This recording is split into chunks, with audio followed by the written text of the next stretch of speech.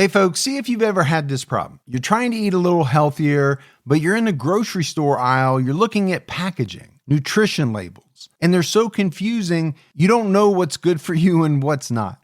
Well, this is why I love Thrive Market, my go-to online grocery store for getting all of my healthy essentials delivered, and I don't even have to leave my couch. Finding better options for the whole family is easy with Thrive Market's Healthy Swap Scanner. Just scan a product and it instantly recommends healthier swaps. This is how my wife and I found our new favorite snack, IQ bars. Sometimes I eat one in the morning with my coffee, sometimes just later on in between meals. They also have so many on-site filters that make it simple to shop by the needs of everyone in the family. Maybe you have someone who needs gluten-free food, somebody that has a peanut allergy. Well, no more scouring ingredient labels when you can just filter it all on Thrive Market. My wife and I often use the high protein filter to stock up on things like Sieti chips. Ready to make the switch? Go to thrivemarket.com/TCAT for 30% off your first order, plus a free $60 gift. That's THRIVE market.com/TCATT. thrivemarket.com/TCAT.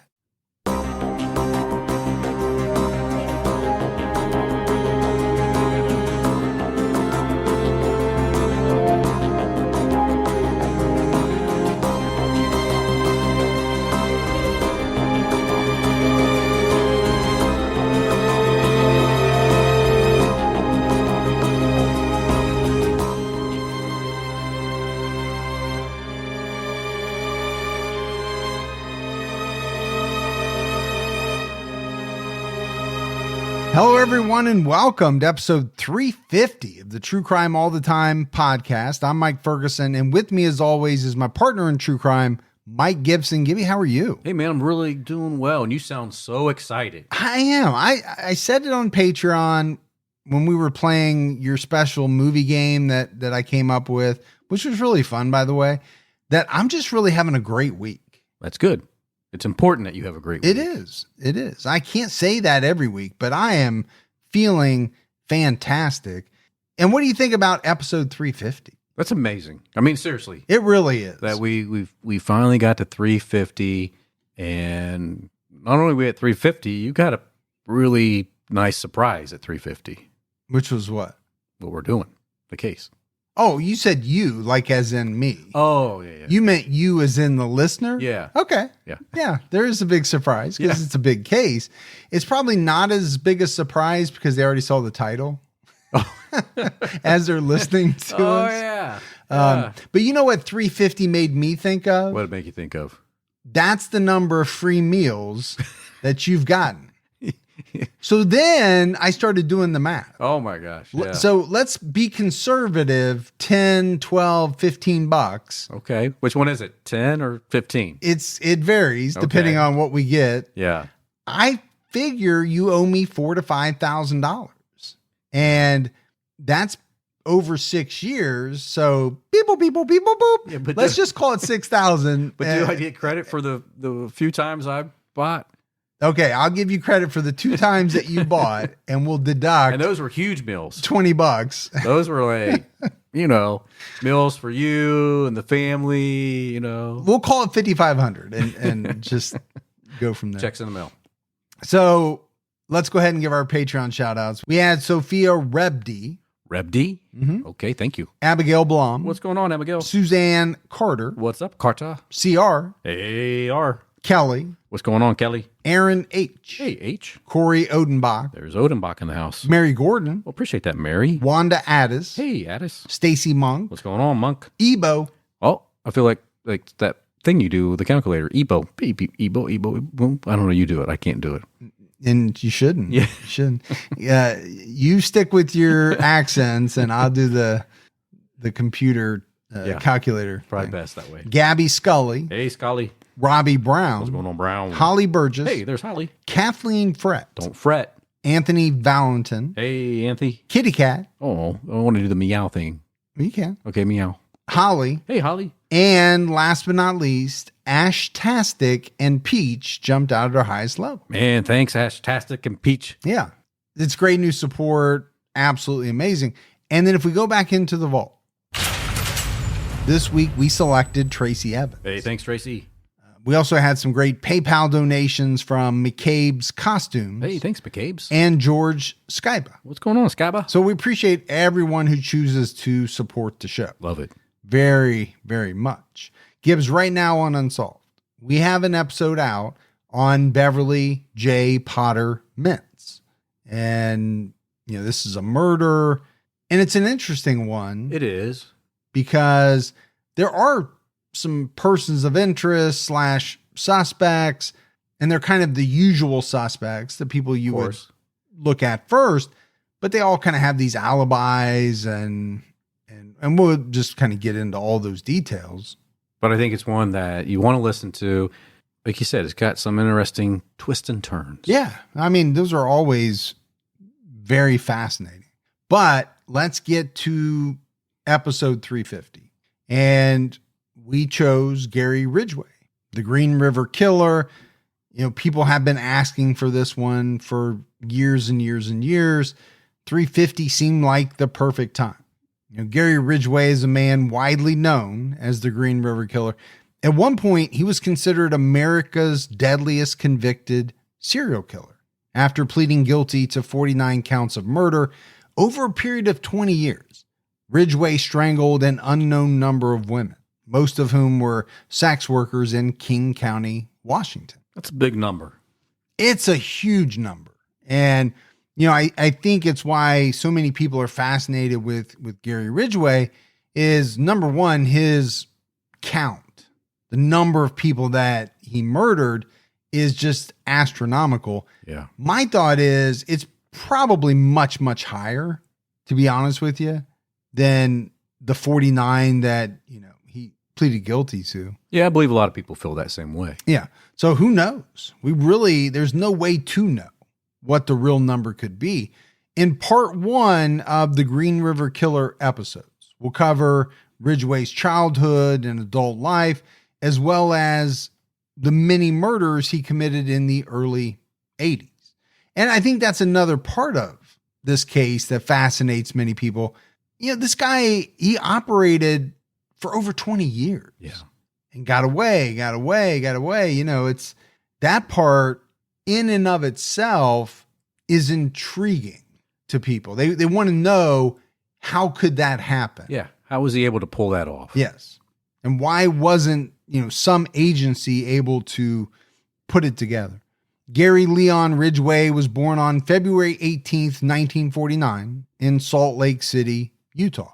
His parents were Thomas Newton Ridgway and Mary Rita Ridgway. Thomas was a bus driver and Mary was a sales clerk at J.C. Penney. I remember J.C. Penney. Yeah. Didn't ours go out of business? They did. Yeah. That's a place where, my mom used to take me shopping for school. I remember it vividly. I know you didn't go to J.C. Penney. Couldn't afford it. Just went to the Husky store. That's right. Is that what it was called? Just Husky Boys, I think was the name of it. No. I think it was an aisle in Sears, but yeah, thank you. That sold Huskies? That sold They Huskies. didn't have their own store. Okay. No, yeah. Gary was the second of 3 boys. His brother Gregory was born in 1948, and then Thomas Ridgway was born in 1951. According to Time magazine, the family moved often between Utah and Idaho, then settled in Washington in 1958. In 1960, the family moved to SeaTac, a suburb of Seattle. And I actually didn't realize that SeaTac was a city. Yeah. I just thought that stood for like Seattle, Tacoma. It kind of referred to the airport, stuff like that, but I had no idea that was an actual city. Gary's father wasn't around much, but when he was home, the boys often asked him to go to the woods with them and cook over an open fire. So do a little quasi camping, Bonding, outdoorsy type stuff. There's a lot of woods up that way. Yeah, there definitely is. Forest. In the Northwest, for sure. I've been watching a lot of YouTube videos of people, they just kind of go out. They do like a 1, 2, 3 day camping thing. Yeah. They catch fish. There's this one guy in Australia that really cracks me up. His handle is like Field Days. He gets into some stuff. Crazy stuff. Not crazy. I just like the way he talks. Yeah. Okay. Because of his Good night. Australian accent. It's not even that. It's like the words that he uses. Yeah. Calls everybody doggies. Hey, and, he says we're going to punch. Like meaning we're going to go somewhere. We're going to punch up here. Okay. And it just cracks me up. Well, we can take our trucks and go punch somewhere. We want to feel the wilderness around you. We could. Now, the Ridgway family didn't have a lot of money. They lived in a 600 square foot house, and the boys shared a room. That is very, very small. 600 square feet. That's not much bigger than a 2-car garage, really. Or like a living room, Or right? Like 30 by 20. Yeah, it's pretty small. It's not huge. For your whole house. For your whole house. And then you got 3 boys living in one room. Yeah. Stacked on top of each other. Biography.com reported that Gary grew up near the Pacific Highway in what they termed a deprived neighborhood. And he did not do well in school. He had dyslexia and was held back 2 grades in high school. I get it. And you would. I mean, and you've been very candid about your struggles with dyslexia when you were younger. And I think that's really kind of endeared you to a lot of people, because I do think there are so many people that struggle with dyslexia. Right. And maybe don't want to admit it. So when they hear somebody like you, a big, famous star, talk about it. No, in all seriousness, it's good to talk about these things. It is good, because I think a lot of people got through school with it not being treated or like diagnosed. Yeah, they just kind of were able to get through it without really getting help with the issue. Yeah, you're probably right. Just because I was 11 years old in the 2nd grade, Well, there's always that one kid that, pulls up in the Camaro in like 6th grade. Yeah. Smoking a cigarette, and that just happened to be you. That was me. Gary graduated when he was 20 years old. He attended Chinook Junior High School and Tai High School. I hope I'm saying that correctly. According to a prosecutor's report, Gary was socially well adapted. All right. What do you make of that? What does that mean to you? It sounds like he got along with everybody. That he can handle himself out in public around people. In social situations. Gary's former classmate, Alan Sample, told the Tacoma News Tribune he never had any trouble getting a girlfriend or getting a date. Just like you. I was very socially well adapted. You never had a problem getting a date. And luckily, haven't had to get one in, 27 years now? Yeah. I've been 29. My wife's going to think I was dating before we got married. Terry Rochelle, a high school friend, told the Seattle Times that Gary wasn't someone that would really stand out. She added, the guy in class that's going to always be in trouble. That'd be Gary. Not a bad guy, just always in trouble. All he had to do was open his mouth and he'd be in trouble. Yeah, we all know somebody like that. Yeah, I mean, to me, it's a little bit of maybe class clown or, instigator or something like that. But at the end of the day, she's saying, not a bad guy, just always in trouble. Yeah, it happens. Gary played football in the 9th grade, which you would think he would be a standout, because technically at this point, he's 2 years older, right, than everybody else. But his coach described him as somewhat smallish and nondescript, according to AETV. That's not a good description. It's not a great description for a football player. Exactly. Yeah. Somewhat smallish and nondescript. Nondescript is such a strange word to me. It is. What does it mean? I can't describe you. There's just, you're so plain that you don't stand out. I'd rather someone say, I can't remember. Because you're like, yeah, I get it. You don't remember. It's been such, but to be I remember. You're just so unmemorable that I can't describe you. Growing up, Gary was not the favorite child. That was his older brother, Gregory. So, I do want to take a minute here, Gibbs, to talk about some similarities between you and Gary Ridgway. 3 boys. Yeah. He had 2 brothers. You have 2 brothers. I do. I was the middle child. Yeah, just pointing that out. I played football in the 9th grade. You were somewhat smallish and nondescript. You were not smallish. I know that. I know that. I've seen pictures of you when you were younger. Kind of buff in your high school years. Yeah. On the wrestling team. But were you the favorite child? No. No. I went to my older brother. Okay. So same here. I would have thought, without much experience, because I'm an only child, but I would have thought that the younger brother would kind of always get the baby favorite label. Well, my little brother did get that, but I think my older brother was the favorite because he was dependable, accountable, where my little brother couldn't do no wrong. Yeah. You know? And you were just a I goof caught it off. all, man. I caught it all. Yeah. Like all middle kids, you catch it all. And it was said that Gregory was an accomplished student while Gary had an IQ in the low 80s. So I beat him on that. Yeah, you definitely beat him on that. But, it's fairly low when you're, teetering around that 70 mark. Yeah. That's kind of the benchmark that's been used over the years. But he did have a learning disability. He did. So, is that going to affect an IQ test? I would say absolutely. It's going to affect every test you take, right? If it's untreated. Right. Or you don't get any help with it.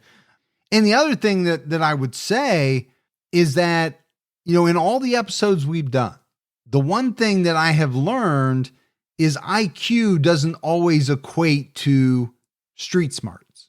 Oh, yeah, it does not. Because when we've talked about some of these killers and it comes out that, they have a 70 IQ, but yet they are doing all these things that are very cunning. Yeah. And smart, for the lack of a better term, in getting away with their crimes. If I had to meet somebody in the alley at nighttime and the person had a super high IQ, book smart, or somebody just was top of their game, street smart, I would say I'll take my chances with the book smart guy. I wouldn't want to go head to head with the street smart guy. That does make a lot of sense. It does? It does. Wow, I made sense once. I think most people would say that. Not that you can't have very smart people who will kick your ass, because you can. Oh, you can. Yeah, I'm just saying. Dark alley. If I had to flip a coin. Mm-hmm. Yeah. To be honest with you, I thought that story was going down a far different path in this dark alley, and I'm glad it didn't. Prosecutor Patty Eakes told A&E that the only time she saw Ridgway express true sadness was when he was talking about his own intelligence. She said he was so obviously limited intellectually. The one time he genuinely cried was when he talked about how afraid he was of being put on what he called the short bus. And I think we've all heard that term. Sure. It's obviously a very derogatory term that was used back when you and I were younger by a lot of people. Absolutely. She went on to say that I suspect that having a brilliant brother was a big thing that shaped him. Gary's the troubled one, not the smart one. I suspect that was a big issue for him throughout his life. Perhaps being a serial killer was something he could succeed at. And I really want to break this down. So this is the prosecutor, kind of saying these things about Gary Ridgway, not his defense attorney, right, but just this notion that being a serial killer was something he could be successful at. And I wonder how many other killers, serial killers, have fallen into maybe this type of thought process. My life's not going well. I'm not succeeding at anything. Maybe I don't have control of anything. right. This is the one thing that I can control. Yeah, I'm good at this. And I'm good at it.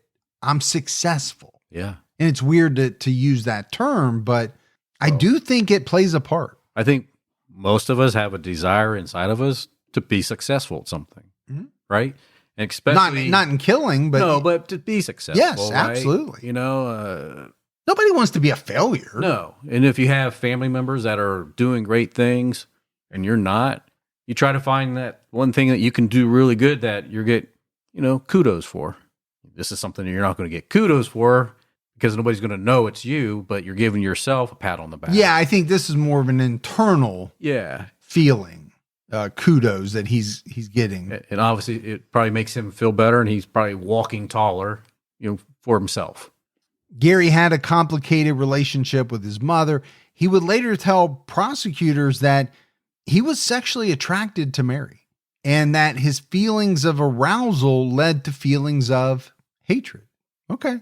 This is not the first time we've heard something along these lines. Yeah. Now we're getting into kind of the Oedipal complex type deal. Have sex with the mother, kill the father, all of that stuff. He's attracted to his mother. And I wonder if these feelings of hatred led his way to wanting to kill. Yeah, it's quite possible. But, it's interesting to me how often arousal / sex is linked to hatred and violence. Yeah. We see it time and time again. Although he said he was not sexually abused, Gary claimed that he had vivid memories of his mother washing his genitals after he wet the bed as a young teenager. And it was said that Gary wet the bed until he was 13 years old. Well, I guess it would be a little strange if your mom was washing your stuff. Unmentionables. Yeah, when you're 12, 13 years old. Well, young teenager has to be 13. Yeah. 12, by definition, is not a teenager. Well, that's true. A 13-year-old can wash their own junk. Yeah, I think most kids can I'm not wash saying their they own. do. They have the capability to. Yeah. I don't know how many of them actually wash properly, but they have the capability. They don't need their mommy to come in and wash their, private parts at the age of 13. I was probably washing my junk too often as a teenager. I'm sure you were. Mom's knocking on the door. You've been in the shower forever. But obviously, I do want to talk about wetting the bed. We haven't talked about it in a while because it hasn't come up. Yeah, it really hasn't. It comes up a lot in serial killer cases, and a lot of people wet the bed, right? We know it doesn't mean you're going to turn out to be a serial killer, but it is part of the triad. It is. And people, look at it. Gary told a psychologist that he fantasized about stabbing his mother, saying, as quoted by A&E, "I thought about stabbing her in the chest or in the heart, maybe cut her face and chest." Okay. Well, there's some anger issues there. Well, again, he's attracted to his mom. He hates his mom.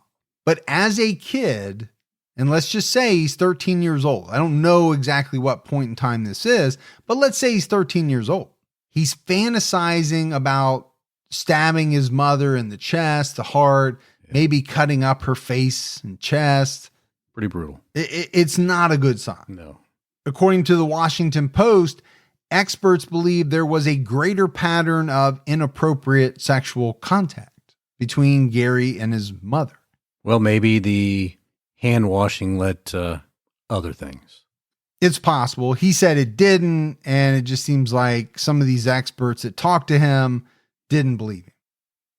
Don't let allergy season slow you down. Get common allergy meds for as little as $15 with GoodRx. So you and your family, pets included, can stop allergy symptoms before they start. GoodRx is free and easy to use. Just search for your prescription on the website or the app, compare prices, and get a free coupon to show your pharmacist. Save at over 70,000 local pharmacies nationwide, including Walmart, Walgreens, CVS, Publix, Kroger, and many more. Check GoodRx before every trip to the pharmacy to save up to 80% on both brand and generic medications. And did you know GoodRx rewards you for saving money too? Join GoodRx Rewards today and earn points every time you use a coupon. Remember, GoodRx is not insurance, but works whether you have insurance or not. And it could be your insurance copay price. I've been using GoodRx for years, and I can't tell you how many times I have saved money even with my insurance. Stop allergies before they start and save big on allergy medications this season with GoodRx. Go to goodrx.com/TCAT. That's goodrx.com/TCATT. Once the temps start rising, I realized I was back in the same worn out rotation. Same tank, same shorts, same everything. So I gave my daily uniform an upgrade with Quince. Their pieces are easy, elevated, and somehow make me feel more put together without even trying. Like they're 100% European linen shorts and dresses from $30. Luxe swimwear, Italian leather platform sandals, and so much more. The best part, everything with Quince is priced 50 to 80% less than what you'd find at similar brands. By working directly with top artisans and cutting out the middleman, Quince gives you luxury without the markup. And Quince only works with factories that use safe, ethical, and responsible manufacturing practices and premium fabrics and finishes. I'm getting ready to stock up on shorts for summer from Quince, and I know they're going to be amazing because everything I've ordered has been of the highest quality, and the prices are amazing. Treat your closet to a little summer glow up with Quince. Go to quince.com/TCAT for free shipping on your order and 365-day returns. That's QUINCE.com/TCATT to get free shipping and 365-day returns. Quince.com/TCAT. Want to pull off the season's freshest trends? You just need the right shoes. That's where Designer Shoe Warehouse comes in. Loving wide leg jeans? Pair them with sleek, low-profile sneakers. Obsessed with the sheer trend? Try it with mesh flats. Feeling boho? Comfy sandals nail the whole free-spirited thing. Find on-trend shoes from the brands you love, like Birkenstock, Nike, Adidas, and more at DSW. Reed Malloy, a forensic psychologist and professor at the University of California, told the Post, for an adolescent, having your mother wash your genitals would be highly exciting and arousing, but it would also be humiliating. With humiliation would come rage toward your mother. That is very common in serial murderers. Displaced matricide. Unconsciously, he is killing his mother over and over again. So, this is a forensic psychologist. I'm sure he knows what he's talking about. What boy is not going to be aroused with the female washing his genitals? I mean, I don't want to get too over my skis here, but Yeah. it's going to happen.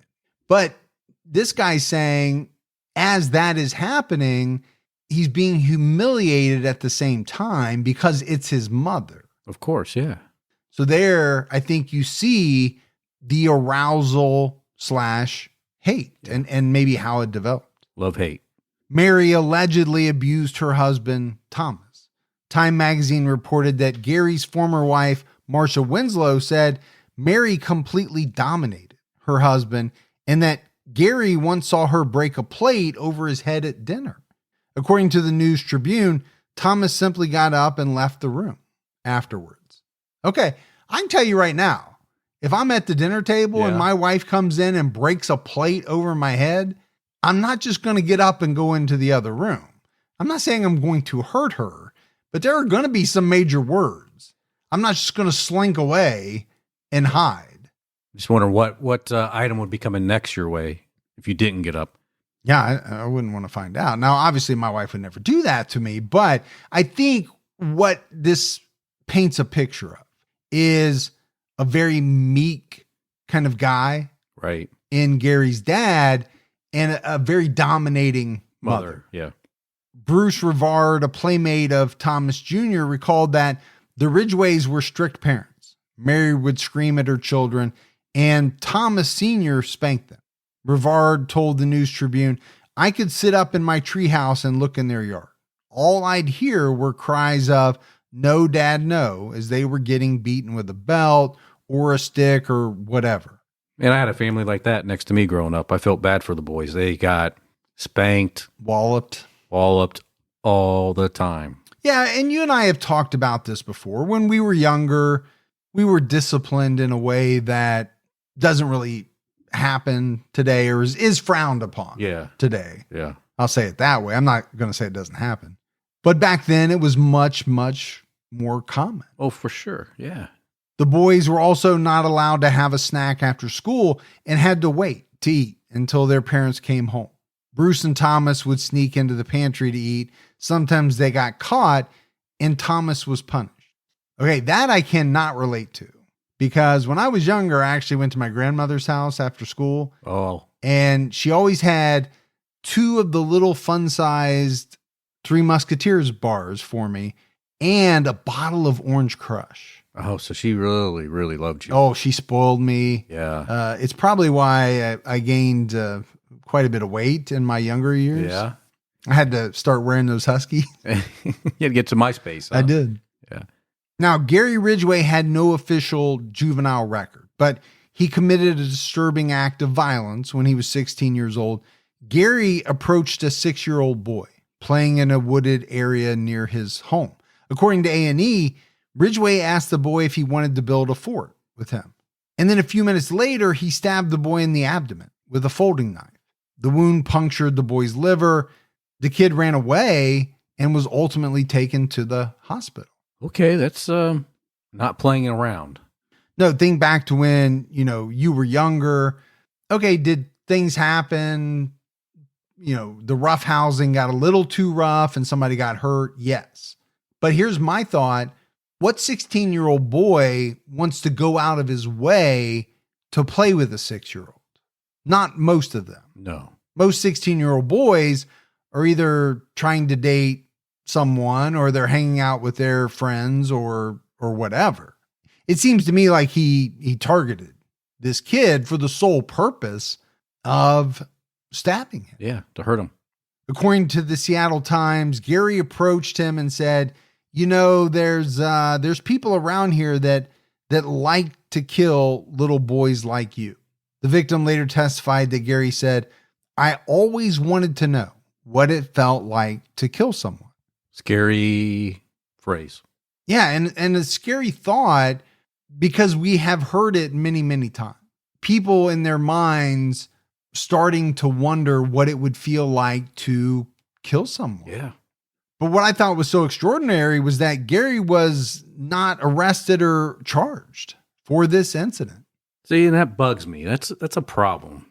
Why wasn't he? I mean, I get it. He was a juvenile, but that was a serious crime, I feel. Yeah.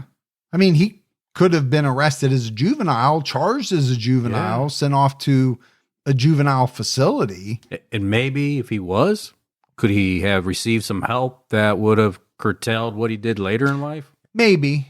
Now, we've seen a lot of people who have gone the juvenile route, didn't seem to help them. They got out, they did stuff. But I still think you have to do what you think is best. And then whatever happens later, it's going to happen.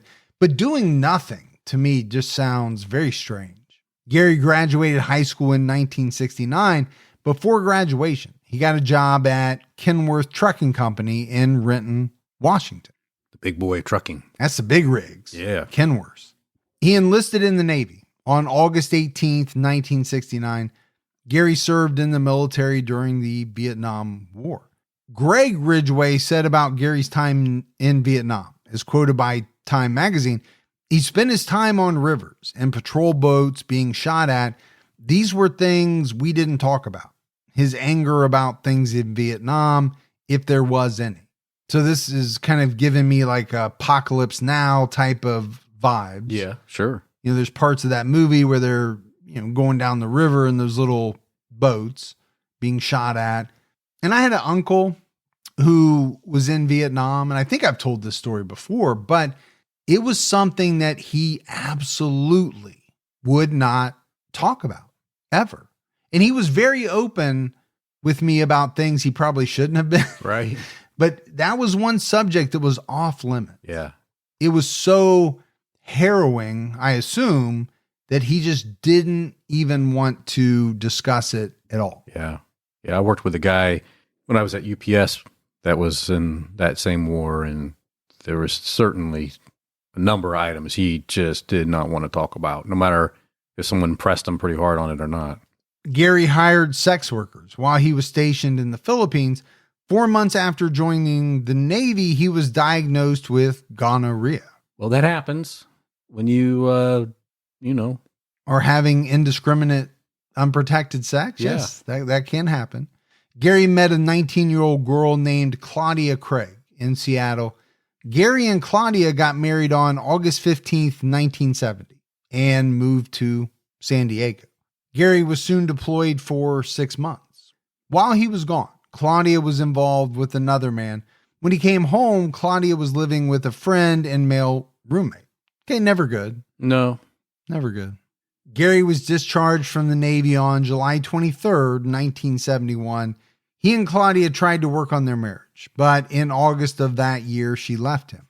Gary filed for divorce in September, and the divorce was finalized in January 1972. I'm surprised he even tried after all that. Yeah, some people do, some people don't. I think it depends on the person. Do you love someone so much that you're willing to try to work through it? Or does that just cut you so deeply to your core that you can never get past it? Gary returned to his job painting trucks at the Kenworth Trucking Company. He would keep this job for 30 years. It's amazing knowing that's what he was doing, but yet doing this other thing on the side. Yeah, and I think we're going to talk about it, right? Gary Ridgway was not Tommy Lynn Sells. He wasn't jumping on trains, not working, and just kind of hoboing it around. I know that's not a verb, but I just made it into one. I noticed that. He had roots. He had the same job for 30 years. Yeah. Stable. Yeah, you would have to say stable. Anybody that can work at the same place for 30 years, stable is a good word to use. But Gary's coworkers were shocked when he was arrested and charged with murder. Almost all of them thought he was just a perfectly normal guy. Well, we used to talk about when we worked together, there was an individual that we worked with that we said, we wouldn't be really surprised if one day we heard that this person was a serial killer. Yeah. Yeah, I've worked with a number of people like that. Now, everybody that we've ever worked with that is listening will be like, are they talking about me? No, it wasn't them. I hope they're not talking about me. Grant Lau, a former plant manager, told the Seattle Times about Ridgway as a coworker. He was a steady Eddie. He was a very normal employee, very trouble-free. I wouldn't say he was shy, but he wouldn't go out of his way to engage people. Socially, he got along. But if you'd have told me yesterday he was a serial killer, I would have said no way. Nothing in his behavior would suggest that. He was very good at hiding it. Well, and here's my thought. You have to get away with committing as many murders as Gary Ridgway did for over 20 years. Yeah. He had all of these people snowed. They had no idea who the real Gary Ridgway was. I think there's some people out there that are really good at hiding who they really are. You could be sitting across from the desk from them right now thinking they're this person, but really, you don't know what they do after they leave your area. Yeah, I think that can be said about a lot of people and a lot of things. The Seattle Times reported that Gary often wore jeans and a plaid or cowboy shirt to work. He did his hair in what was called an outdated 50s style, and he combed his mustache. One coworker told the Times, he was so particular about his appearance. He reminded me of a rooster in a chicken yard. He held his head high and almost strutted. Sounds like, he's rocking like this Elvis hairdo. Yeah. And, just strutting around. He was cock of the walk. Cock of the walk. Yeah. Okay. Go leave that one right there. Another coworker said, we've all had people who tried too hard to be your friend. That was Gary. He was out of the way friendly, creepy friendly, just goofy. I've never heard someone use the phrase creepy friendly. Creepy friendly. But I get it. For sure. Because I have known some people like this. It's like they want to come up while you're having a conversation and just kind of stand there and join in, but they don't fit in, if that makes sense. They're trying to. They don't understand how awkward it is. Yeah, they're trying really hard to kind of jump into this conversation or whatever it is. One coworker who had known Gary for 24 years recalled him volunteering to help him find a sex worker a few months before he was arrested. Okay, so he knew this guy for 24 years. I'm assuming this guy didn't use his name for a reason. Oh, because he just admitted that Gary Ridgway helped him find a sex worker. Hey, Gary, having a little rough time. You know where I can get a sex worker at? Several women at work said Gary made them feel uncomfortable. He approached women from behind to massage their shoulders and necks and made comments about their appearances. Yeah, that's a big no-no. Sexual harassment in the workplace. I don't know when that really became a huge topic. If you look back at a show like Mad Men, the whole work environment was basically one big sexual harassment case. Oh, sure was. Yeah. You're talking about the 50s, 60s, and probably still into the 70s and 80s. I don't really know when that became the way that it is now and the way that it should have been. Right. It took longer than it should have, for sure. Well, as does everything. Yeah. Right. In 1972, Gary met a woman named Marcia Winslow. During their first meeting, he pulled her over as if he were a police officer. And that's something that you do a lot. I don't condone it. I've told you not to. You got this whole Dwight in the Office thing. I do. Like you're a volunteer sheriff's deputy. This is Officer West. Yep.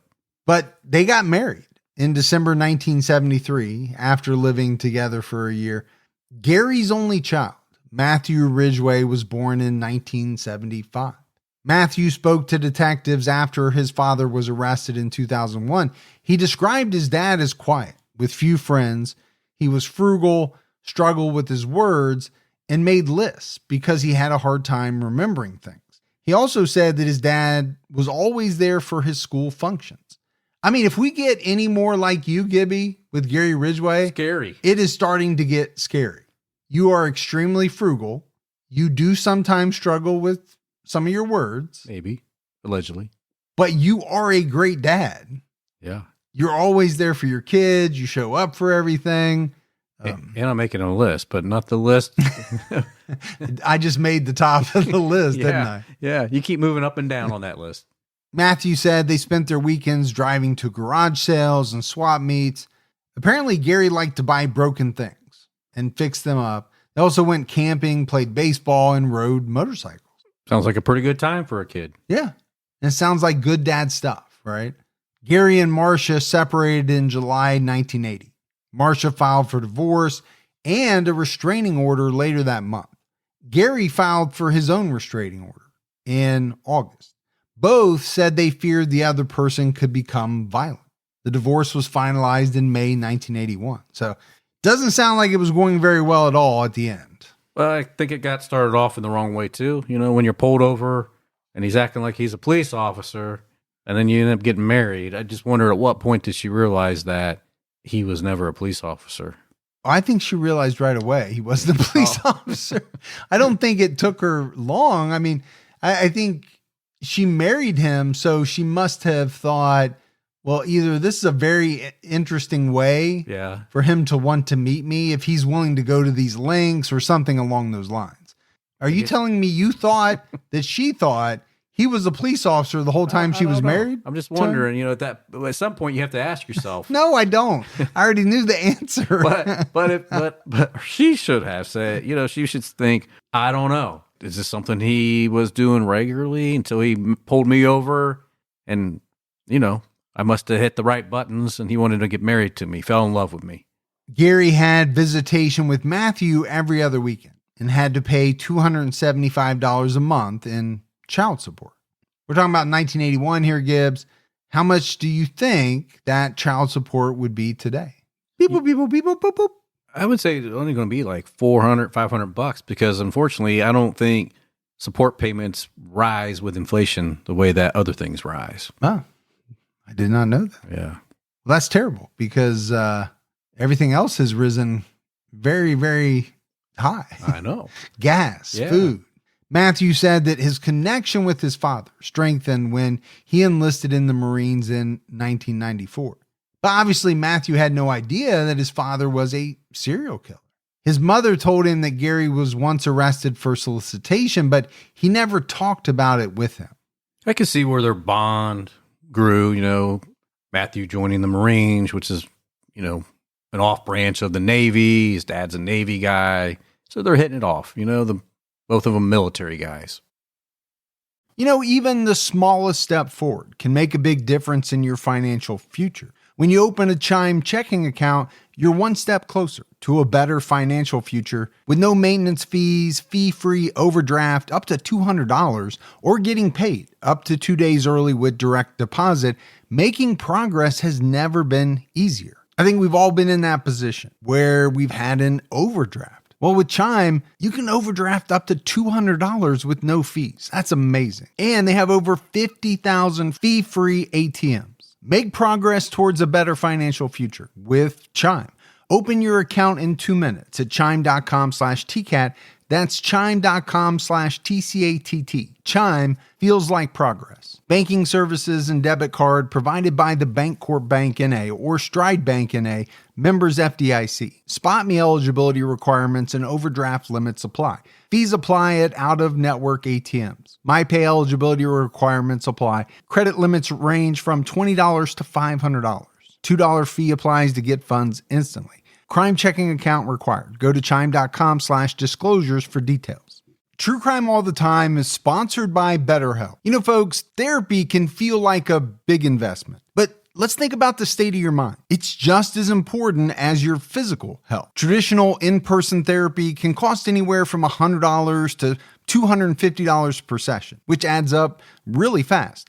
But with BetterHelp Online Therapy, you can save, on average, up to 50% per session. With BetterHelp, you pay a flat fee for weekly sessions, saving you big on cost and time. And you get quality care at a price that makes sense and can help you with anything from anxiety to everyday stress. Your mental health is worth it, and now it's within reach. I've used the BetterHelp service for years. And I love the fact that, I can connect with a therapist in a comfortable spot in my home on my laptop. With over 30,000 therapists, BetterHelp is the world's largest online therapy platform, having served over 5 million people globally. Your well-being is worth it. Visit betterhelp.com/TCAT today to get 10% off your first month.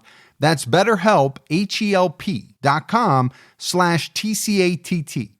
Hey, listeners, it's Leon Nafok. I'm here to tell you about a brand new series from me and Prologue Projects, an Audible original series called Final Thoughts, Jerry Springer, the story of a television show that changed the world and the man who gave it his name. But did you know that before the Jerry Springer Show made him notorious all over the world, Springer was something else entirely? A respected Midwestern politician, the progressive mayor of a major Rust Belt city, a man many saw as a future leader in Democratic politics. How did this idealistic rising star, with his lofty political ambitions, take a turn in such a radically different direction? You can find the whole series available now on Audible. Just search for Final Thoughts, Jerry Springer on the Audible app, or go to audible.com/Springer.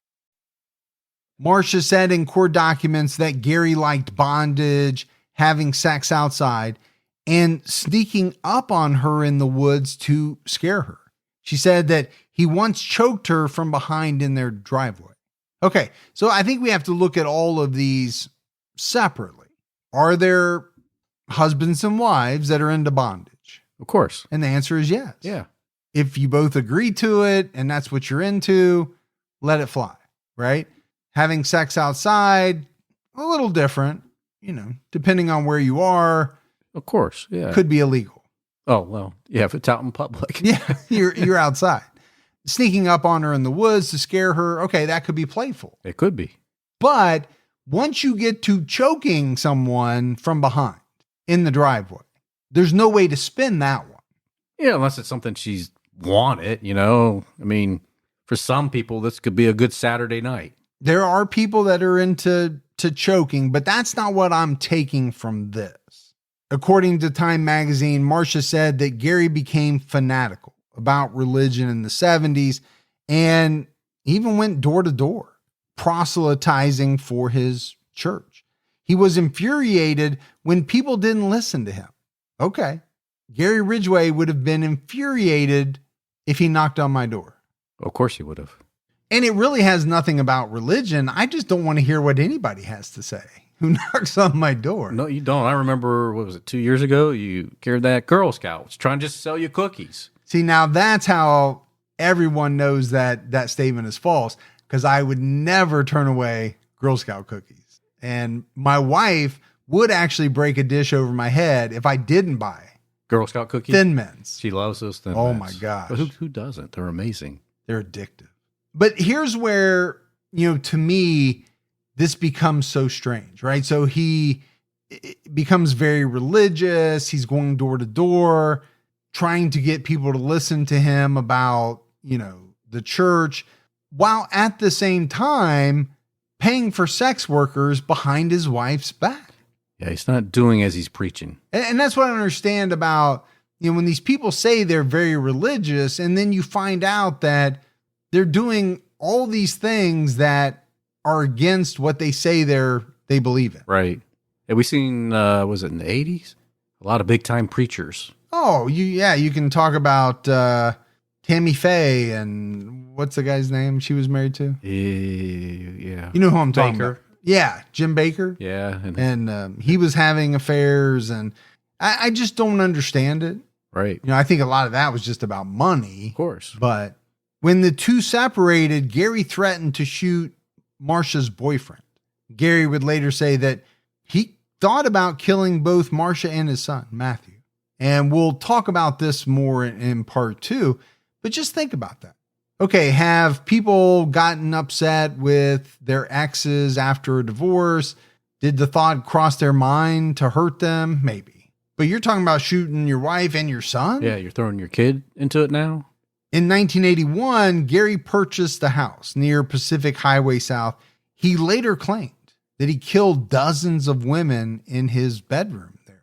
Thomas Jensen, a lead detective in the Green River Killer case, told A&E, Gary spent his entire life knowing he was different, but trying to fit in. He did not want to be viewed as a pervert.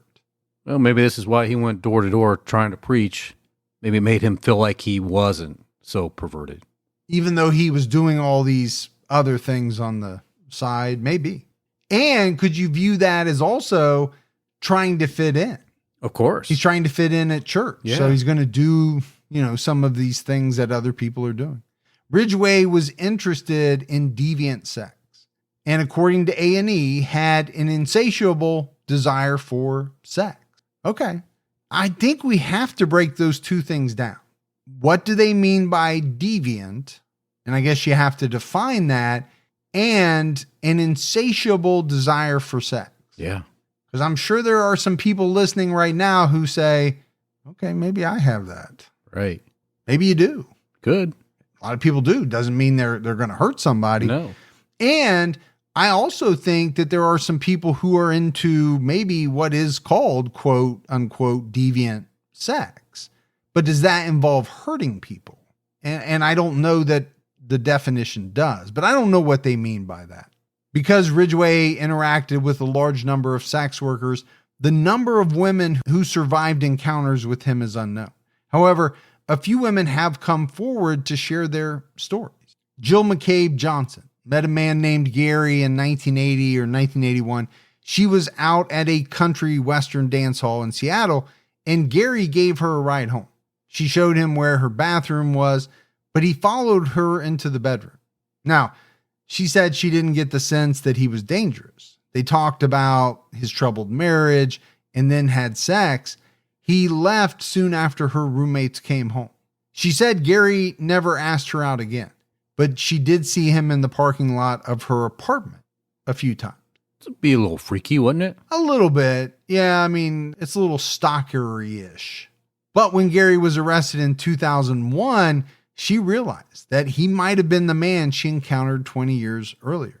She wrote to him, but as of 2021, when this article was written, she hadn't heard back from him. I think there's a lot of people like this, and we've actually heard from a lot of people who have had encounters with these serial killers. Right. Now, there may have been nothing wrong with the encounter, but after the fact, when you find out that the person was a serial killer, okay, it puts the encounter in a much different light. I wonder why you'd write somebody like that, though. I think she wanted to know if he was the man that she met back then. What does that do for you? Make you feel like, ooh, I got lucky? Or is it more like, hey, was there something wrong with me that I wasn't one of your victims? Are you telling me you wouldn't be curious? I don't know. I don't know if I would need to know. Oh, I would have to know. Would you? That would nag me. Yeah. I couldn't think of nothing else. Would you want to know also why he let you live? No, No? because I'm sure no serial killer kills everyone they encounter. Right. What causes them to make the decision to kill? Yeah. We don't always know that. No. And they don't always tell us that. Well, that's true. In 1982, young women began disappearing or were found dead in King County, Washington. Ridgway later confessed that he brought many victims to his home and strangled them, then disposed of the bodies in wooded areas. Some victims were even found in the Portland area. The first 5 victims were found in or near the Green River, which is why the press called Ridgway the Green River Killer. Now, we're going to talk about victims, but we've already said he pleaded guilty to 49 murders.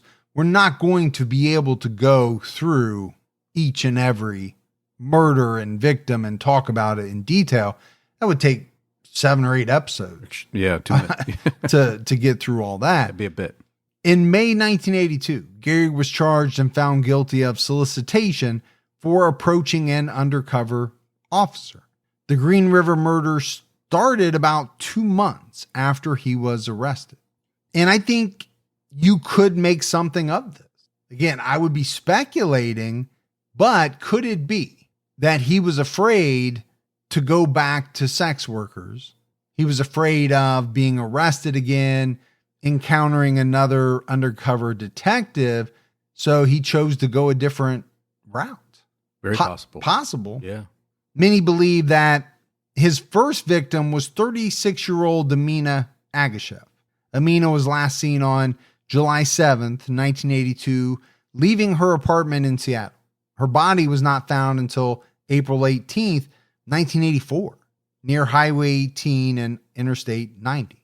Ridgway later denied killing her. It was also noted that she did not fit the victim profile due to her age and the fact that she was not a sex worker or a teen runaway. And I do think this is very tough when you're dealing with a serial killer like Gary Ridgway, because the numbers are so astronomical. Yeah. That there are a lot of murders that you're going to question whether or not he was involved in. It's hard not to. On July 15th, 1982, 2 teenagers found the body of 16-year-old Wendy Cofield floating in the Green River near Kent, Washington. Wendy had been strangled. She was last seen at a state receiving home in Tacoma on July 8th. Over the next few weeks, 4 more bodies were found in or along the banks of the Green River. All of the victims were young women and had been strangled.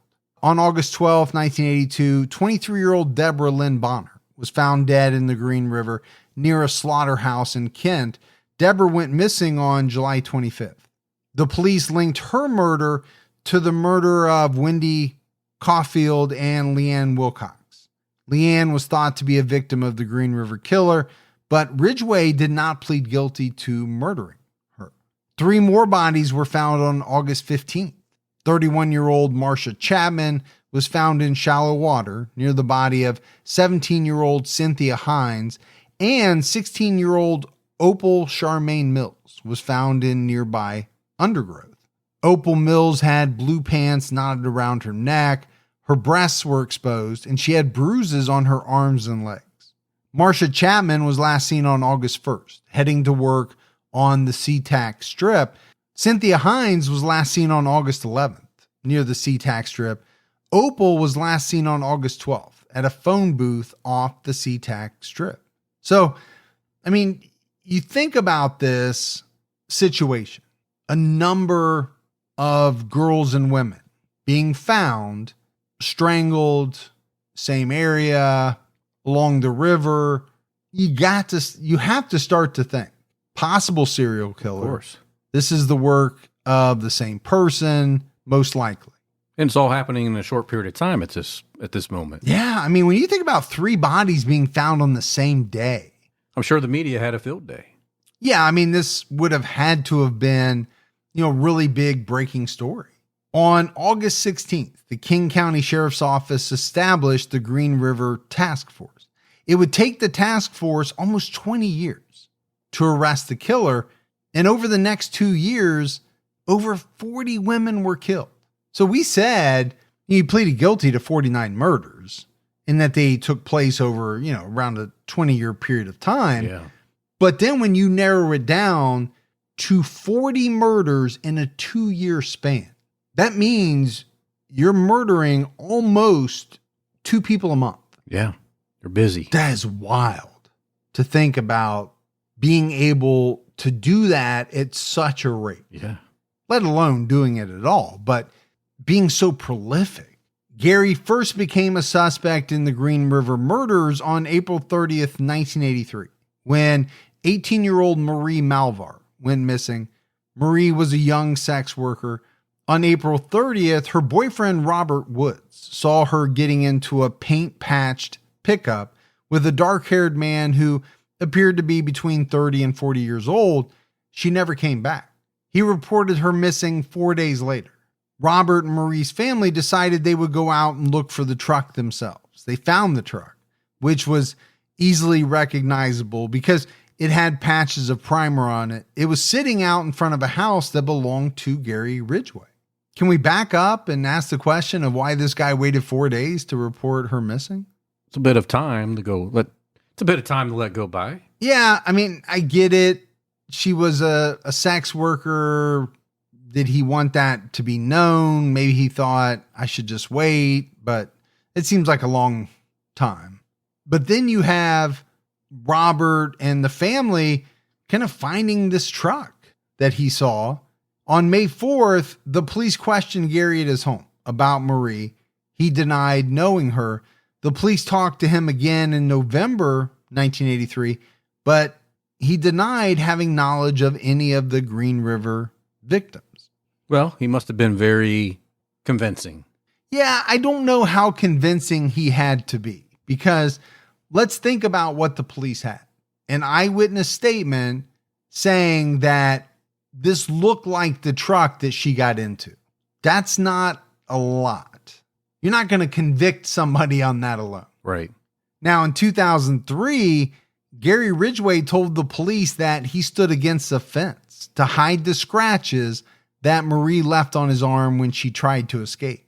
He burned his scratches with battery acid to disguise them once the detectives left his home. Gary then buried Marie's body after speaking to the police. Her body was found in Auburn, Washington in September 2003. So they had the right guy. They did.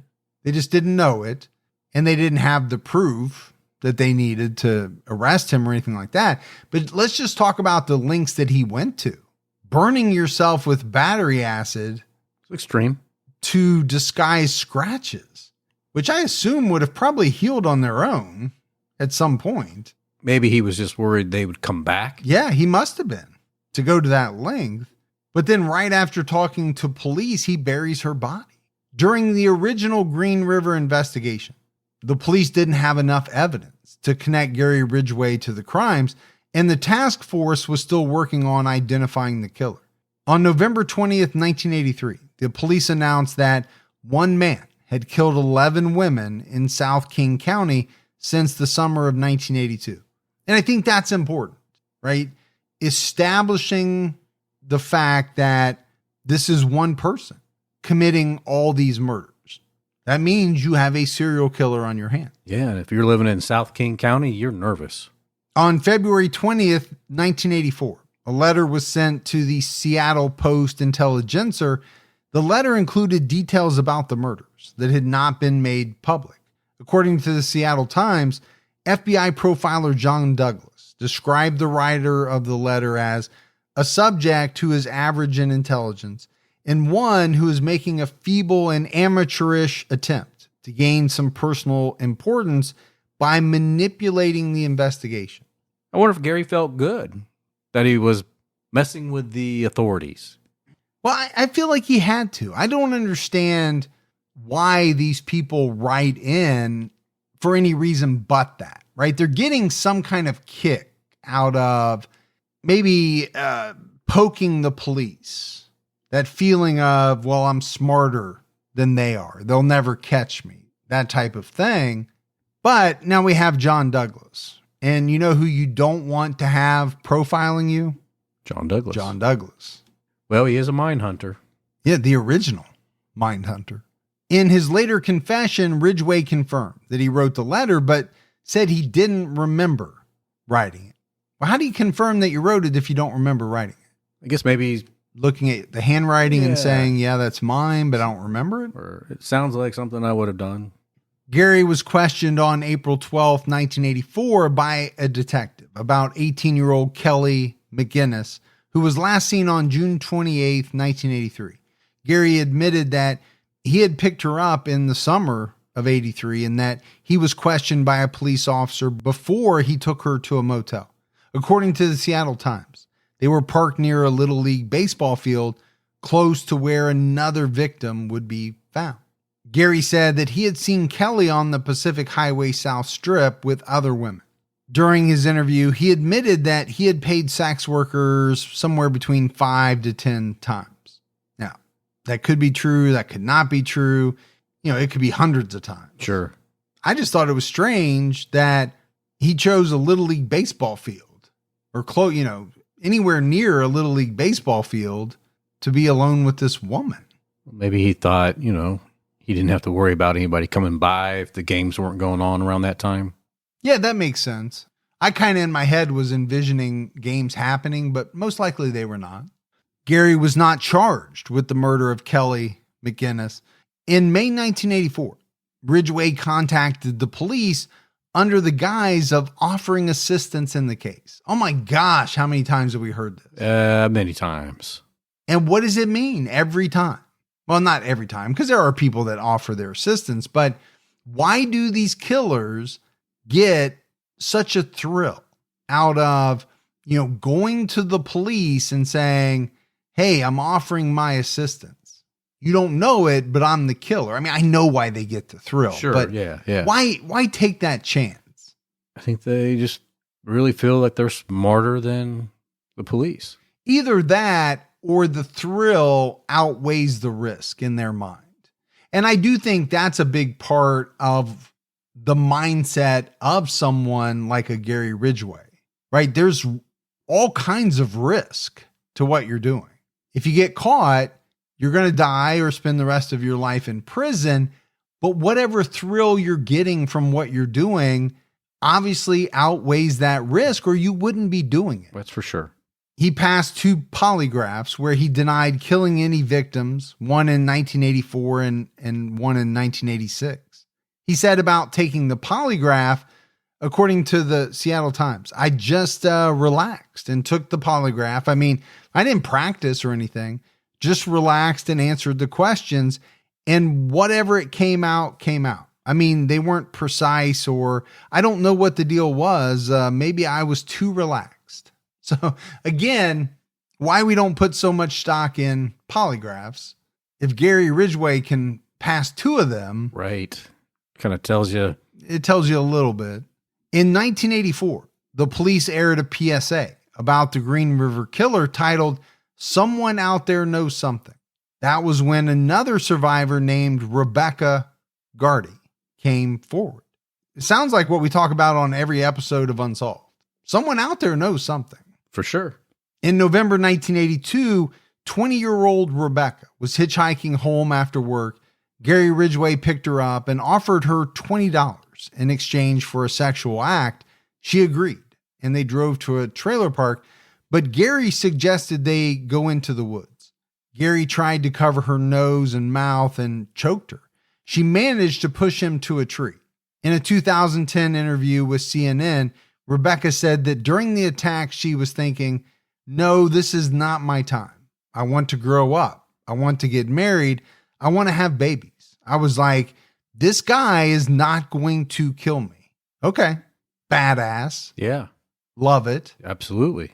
Now, not everyone, obviously, in this story survived like Rebecca did, but you have to applaud the fight.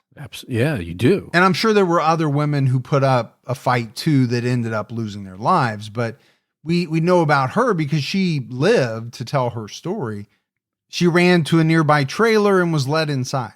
She didn't go to the police immediately because she worried she would get in trouble for her history of sex work and drug use, but she decided to come forward over a year later. And it's important that people do come forward. It is, but when you think about sex workers, is it one of the reasons why so many serial killers over the years have targeted sex workers. Number one, they're more likely to get into your car, Sure. let's say, than other people. But number two, if something goes wrong, are they less likely to go to the police because they were doing something that is deemed illegal or, something along those lines? And that's kind of sad when you think about it. It is. You would think there'd be something in place where if someone came forward and had credible information, they would get immunity or a pass Yeah. on whatever they were doing at the time. Because if not, then where's the benefit of coming forward? Yeah, there's no incentive for them to move forward with it. But she did, right? She told A&E that she gathered her courage and called the police. She had seen Gary's work ID on the night of the attack, so she knew the name of the trucking company he worked for. And she identified Gary Ridgway in a photo lineup. In an interview that took place on February 23rd, 1985, Gary admitted that he choked a woman back in November 1982, but said he did because she bit him. A detective asked if he was responsible for any of the 42 missing or dead women. Gary said no, he was not involved. Rachel eventually dropped the charges, but her report further put Gary on police radar. Okay, he's on police radar, and I feel like they've already interviewed him so many times. Now, he obviously did pass 2 polygraphs, and this was back during a time where they did place quite a bit of emphasis on polygraph tests. Yeah, they really did.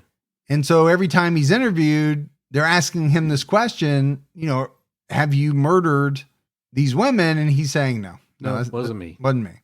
In 1987, Gary Ridgway met his third wife, Judith Lynch. They got married in 1988. Judith would later say that she was shocked when her husband was arrested. She thought he was a good husband and said he made her feel like a newlywed. Catherine Ramslin, a forensic psychology and criminal justice professor, told A&E, Gary treated Judith well. She'd had a terrible prior marriage, so she was grateful to have found what seemed like a good man in comparison. And I'll tell you what, Gibbs, I think Catherine Ramslin is one of the smartest people I've ever met. Yeah. Morph and I had her on criminology. She is out of this world intelligent and so good at what she does. Neighbors thought Gary and Judith seemed like a nice, normal couple. Before the wedding, Gary was still living on Pacific Highway South, but he and Judith moved to Kent, Washington. Gary's old neighbors knew that he was a suspect in the Green River case, but they also knew he hadn't been charged. Okay, we talk about neighbors a lot. Now, you have neighbors that don't cut their grass. You have neighbors that don't bring in their garbage cans. You have some neighbors who are suspected of being the Green River killer. These are on different levels. Very different levels of my concern about my neighbors. Now, they haven't charged him. And again, what are you going to do? You're going to sell your house because your neighbor may or may not be the Green River killer? Yeah. I don't know. It's up to you. You got to make that decision. How's that going to work out for you too once the buyer finds out? Well, what's going to happen once it's determined he is the killer? Oh, it's definitely going to be worse. To the property values in that neighborhood. Some of Gary's neighbors disliked him because he and Judith had trees on their property cut down when they moved in, but they soon got used to him. He and Judith were often seen walking their poodle around the neighborhood. One neighbor said about Gary and Judith, as quoted by the Seattle Times, they adored each other. They did absolutely everything together. They walked the dog together. They gardened together. When you're around people who really care deeply about each other and are always considerate of each other, you can tell. So I want to break this down a little bit because I'm envisioning a serial killer walking his poodle. I was thinking the same thing. And it seems like such an odd vision. It does. And gardening and, doing all these things. But that's the rub, right? That's what we talk about. At home, Gary Ridgway is like Ward Cleaver. Yeah. He's taking out the trash. He's going on walks with his wife. He's gardening with his wife. But at the same time, he's out killing people. For sure, yeah. But it just sounds like Judith brought out the best of him when he was home. Well, that could be true, or it could be that he made sure to put his best foot forward at home because he didn't, want her to suspect anything. Or it could be that he just truly loved her. Yeah. But was still somehow compelled or able to do, these really bad things that he did. Catherine Ramsland offered an explanation for how serial killers like Ridgway can live double lives. She said, since it doesn't bother them, they don't give much away. Successful serial killers with families are able to hide by partitioning their lives and protecting their secrets. As long as they have families that accept their normal persona and don't probe too deeply, they can usually arrange their lives to have the time to kill. And, it makes me think a little bit about Dexter. At one point in that show, Dexter got married.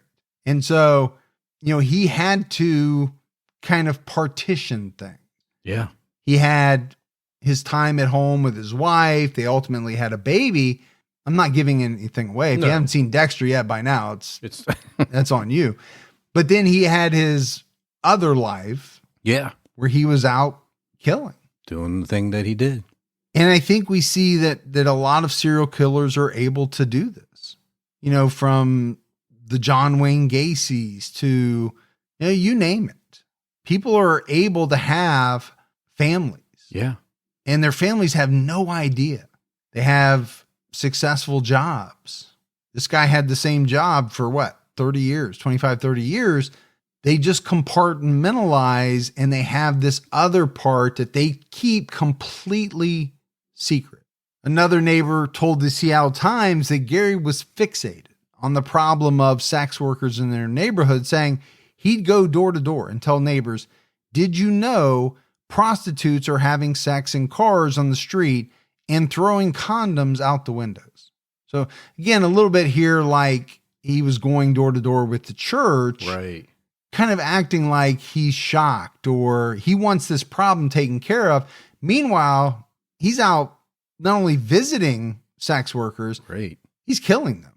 The majority of the murders were committed in 1982 and 1983, with a few more cases in the following years.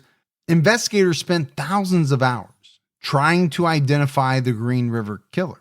And Gary Ridgway remained a suspect throughout the entire investigation. And I think it's one of the things that has drawn so many, people to this case.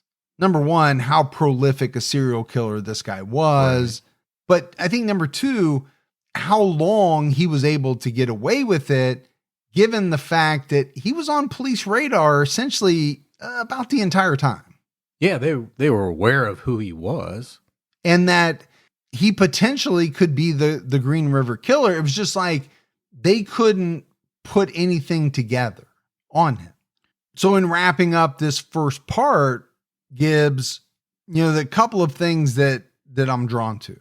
Number one, just the magnitude of what this guy did, the carnage that he left in his wake, and how he was able to get away with it for so long.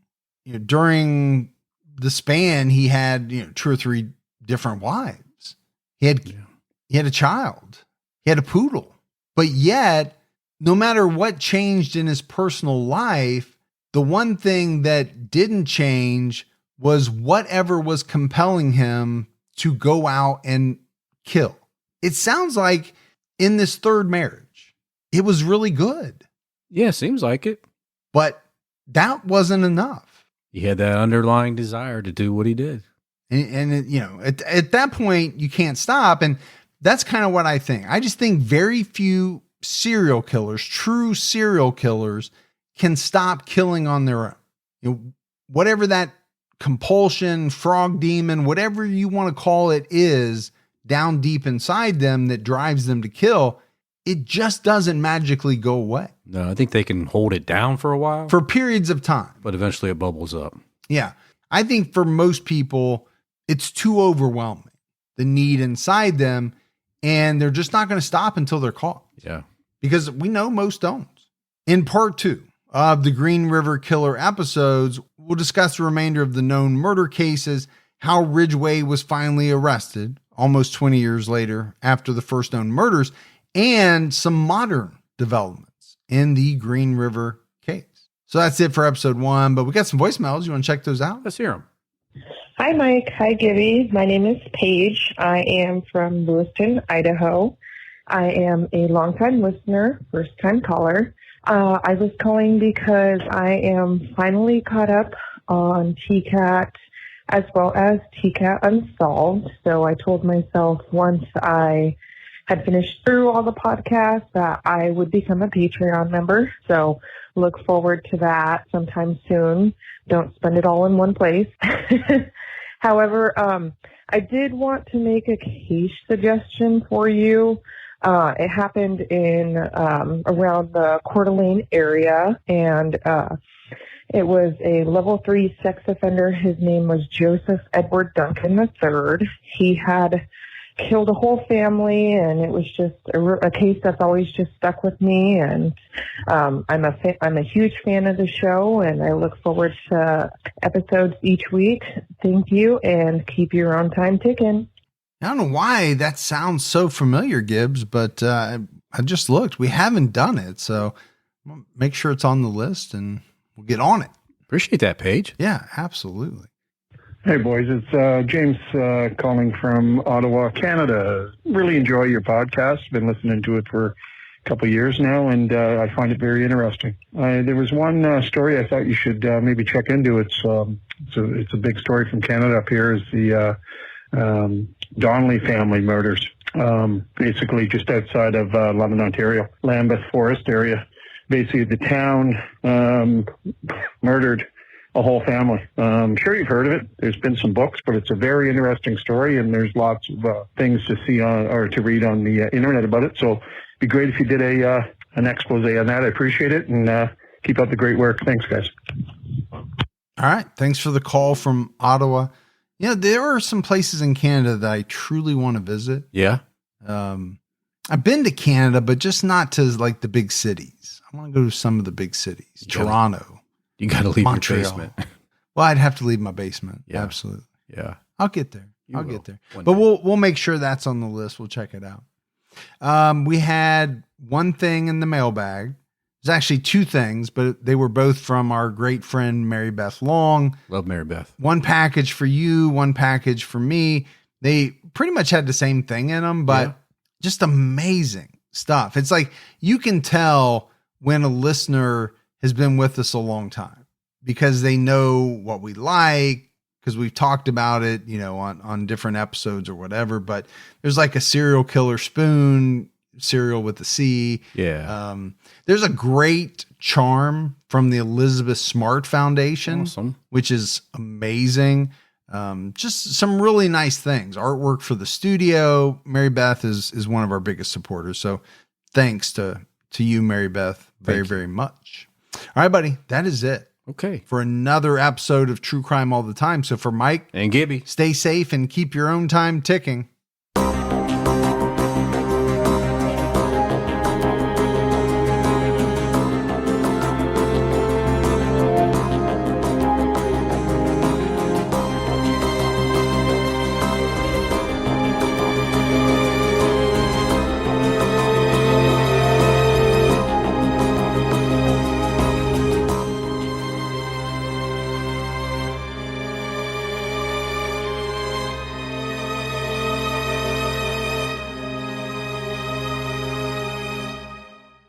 With so many options, why choose Arizona State University? For me, the only online option was ASU because of the quality. Their faculty was really involved with their students and care about your personal journey. The dedication to my personal development from my professors, that's been extremely valuable to me. Earn your degree from the nation's most innovative university. Online. That's a degree better. Explore more than 300 undergraduate, graduate, and certificate programs at asuonline.asu.edu.